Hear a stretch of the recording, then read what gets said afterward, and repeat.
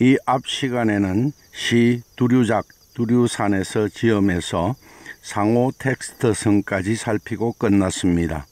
오늘은 결속구조와 결속성을 살펴보겠습니다. 먼저 시를 다시 한번 보겠습니다. 두류작 두류산에서 지음 고해 천척 괴진한 고상한 마음 천자라 걸기 어려우니 방장간두 상상간 방장산 제일 높은 꼭대기에나 걸어볼까? 옥국삼생 수유적 옥국간에는 모름지기 삼세의 문적을 두나니 탄현명자 야신간 다른 날 내 이름자를 직접 보겠지. 이 시 텍스트는 7원절구로서 4구로 이루어져 있습니다. 1구의 맨끝 난과 2구의 맨끝 간, 4구의 맨끝 간으로 운을 맞추고 있습니다. 1, 2구와 4구의 끝으로 운을 맞추어 텍스트 간의 연세를 이루고 있습니다. 이 시 텍스트는 월 문장으로서 보면 1, 2구와 3, 4구가 각각 하나의 월, 문장으로서 두 개의 월로 이루어져 있습니다.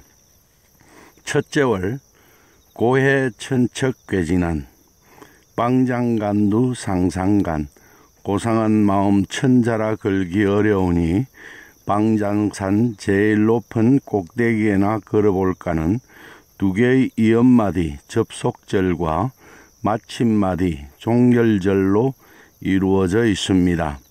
첫 번째 이음마디 고해 천척 고상한 마음 천자라에서 풀이말 서술어는 천척 천자이라입니다. 이는 임자시 풀이말입니다. 이 풀이말에 대한 임자말은 회, 마음인데 고회, 고상한 마음일 때는 두 가지의 월성분 분석이 가능합니다. 하나는 번역을 중심으로 국어문법으로 보면 고상한 마음에서 고상하는 속뜻으로 마음을 임자말로 가지는 마음이 고상하다입니다. 여기에서 임자말이 자리를 옮기면서 고상하다가 식끝 바꿈, 의미 활용을 하여 고상한으로 꼴이 바뀌어 마음을 한정하는 매김말이 된 것입니다. 그래서 고상한은 그 속뜻으로 보아 하나의 마디로 보는 것으로 이러한 매김마디를 허웅에서는 빠져나간 매김마디라 합니다. 그러나 한문문법으로 보면 한문문법에서는 식끝 바꿈, 의미 활용이 없고 자리에 따라 대개 앞의 말이 뒤의 말을 한정하거나 꾸미게 되는데 이때 앞의 경우는 단순히 매김말이 되고 뒤의 경우는 단순히 어찌말이 됩니다. 이 두 설명이 다 가능합니다. 따라서 저는 월 문장 분석을 통하여 결속 구조로 표로서 나타낼 때 어느 하나로 통일시켜 설명하지 아니하고 월의 구성을 보아 간단히 처리하기로 하겠습니다. 이는 매김말, 관행어이나 어찌말, 부사어에서 나타나는 것입니다.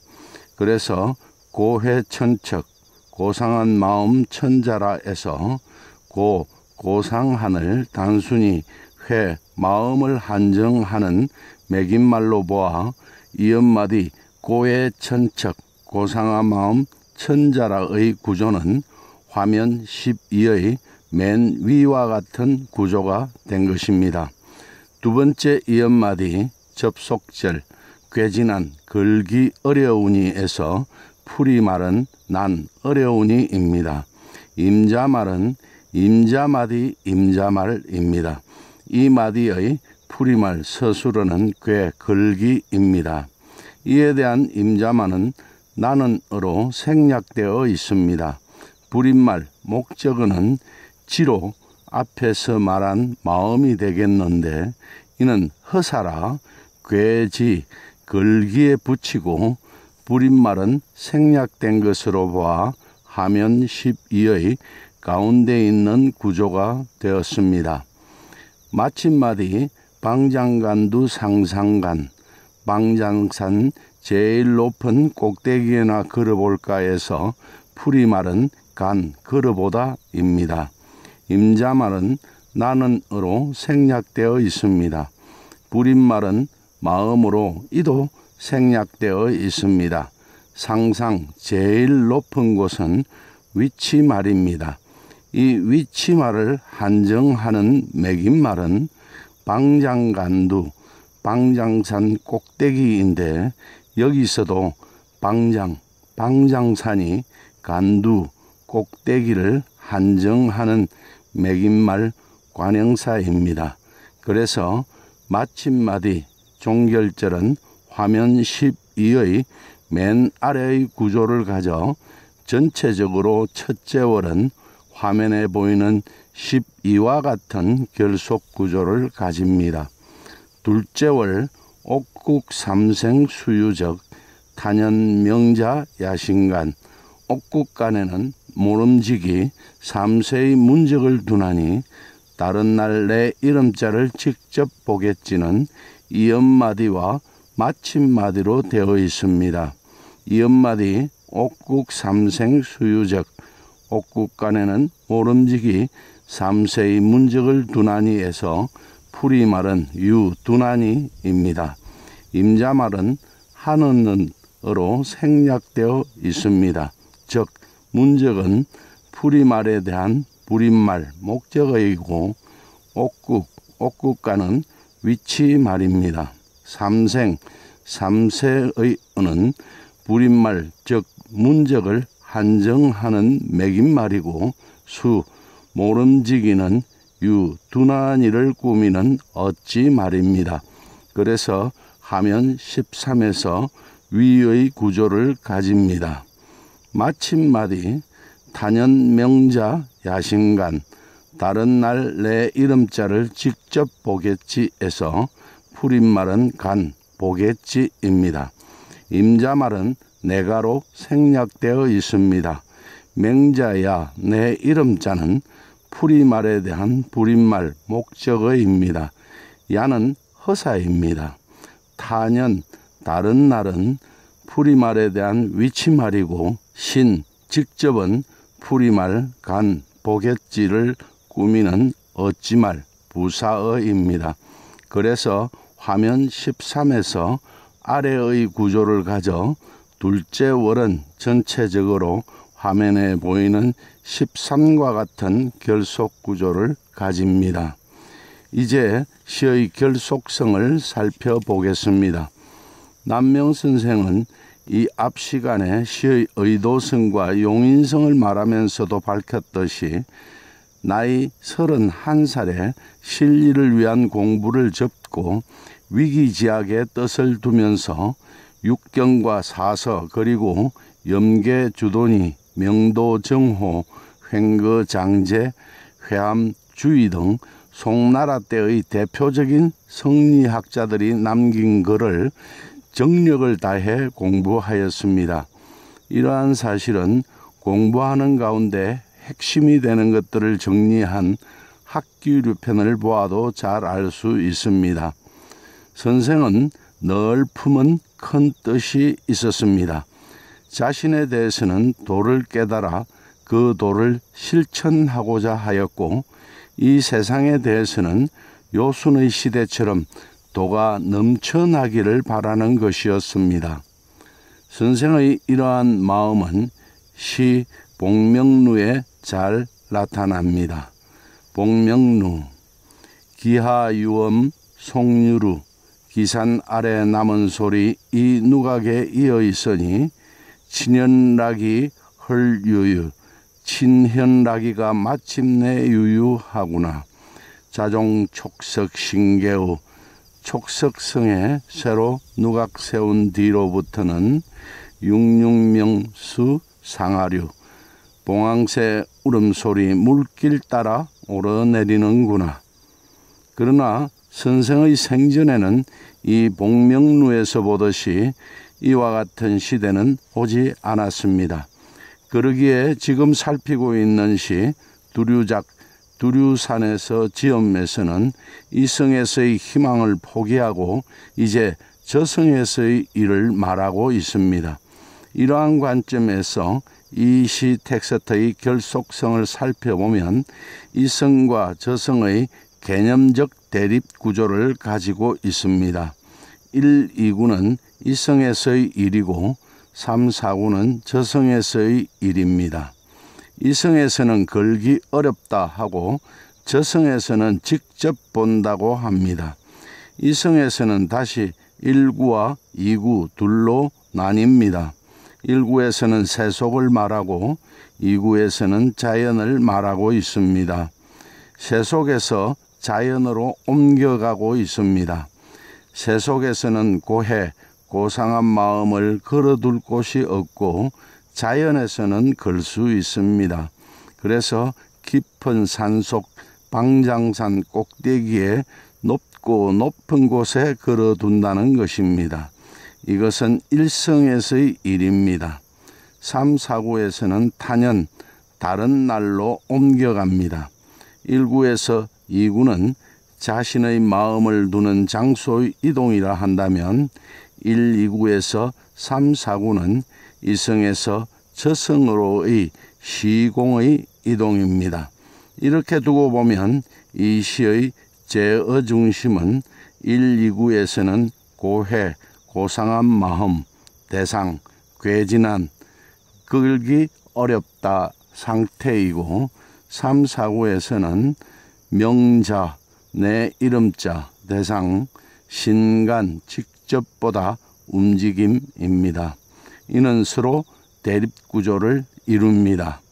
거시구조 1에서 1차 개념은 고해, 고상한 마음을 세속에서는 괴진한, 걸기 어렵다는 것과 명자, 내 이름자를 다른 날 신간, 직접 본다는 것이 시공과 움직임의 상태가 없다, 있다로 서로 대립하고 있습니다.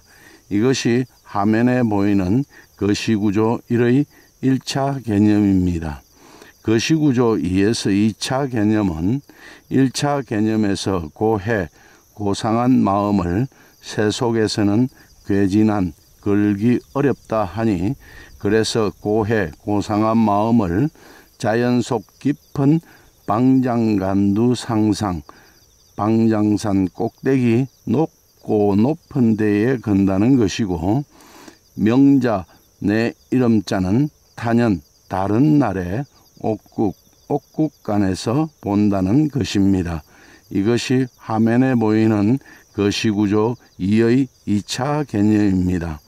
미시구조는 2차 개념에 포함되지 않은 것들을 포함시켜 나타내는 것인데 괴진한, 걸기 어렵다에는 그 까닭의 개념을 가진 천척이 포함되어 들어가고 옥국간에는 포함되는 내용의 개념을 가진 삼생수유적, 모름지기 3세의 문적을 두나니를 포함시켜 넣고 있습니다. 이것이 화면에 보이는 미시구조로서 이 시의 결속성이 됩니다. 이상의 결속성을 바탕으로 이 시에 나타난 개념들의 속뜻을 살펴보면 제어 중심이 되는 고해, 고상한 마음은 남명선생이 선비로서 품은 마음입니다. 구체적으로 도를 깨달은 마음입니다. 1구에서는 이러한 마음, 즉 고해, 고상한 마음이 너무 높아 천척, 천잔화되므로 때가 이르지 않아 세속에서는 펼칠 수가 없습니다. 그리하여 2구에서는 방장간두 상상, 방장산 제일 높은 꼭대기에 걸어두고 자연과 더불어 살아가려 합니다. 3구에서는 그러다 죽어 3세의 문적을 두는 옥국간에 가면 고해, 고상한 마음을 품었으나 때를 얻지 못하여 펼칠 수 없었던, 그러나 그 마음만은 인정하여 내 이름자를 써두었을 것이므로 4구에서는 그날 문적에 쓰여 있는 내 이름자를 직접 볼 수 있겠지 하는 내용입니다. 이러한 사실을 두고 보면 이 시 텍스트는 그 속뜻으로 보아 1. 나는 선비로서 도를 깨달은 고상한 마음을 품었다. 그 마음이 너무 높아 천잔하되니 이 세속에서는 펼칠 수가 없다. 2. 그리하여 나는 이 고상한 마음을 방장산 깊은 자연 속에 두고 자연과 더불어 살아가려 한다. 3. 그러다 내가 죽어 옥국간에 가면 거기에는 3세의 문적을 두는 곳이니 4. 그날 그곳에서 고해 고상한 마음을 품었으나 때를 얻지 못하여 펼칠 수 없었던 그러나 그 마음만은 인정하여 써둔 내 이름자를 직접 볼 수 있겠지 하는 것으로 이해됩니다. 지금까지 이 시 텍스트에 나타난 남명 선생의 선비로서의 자부심을 살펴보았습니다. 한평생을 처사로 살면서 비록 경제적으로는 어려웠을지라도 선생에게는 1. 영웅을 만나 천하를 얻지 못하면서 빈 이름을 얻어 세상의 티끌과 같은 배설을 찾아 헤매는 사람들아 나를 보아라 하고 자신있게 말할 수 있는 자부심과 2. 나는 선비로서 묵묵히 이 세상의 한쪽을 바치고 섰다는 자부심과 3. 나는 선비로서 품은 뜻이 너무 높고 커서 욕심으로 가득 찬 이 세상에는 펼쳐 보일 수가 없다고 하는 자부심이 남명 선생이 아니고서는 감히 흉내조차 내기 어려울 만큼 높고도 크게 자리 잡고 있었다는 사실을 알 수 있습니다. 오늘은 여기까지 하겠습니다. 이로써 1. 선비의 자부심을 끝내고 다음 시간부터는 2. 남명 선생의 출처의식에 대해 살펴보겠습니다. 감사합니다.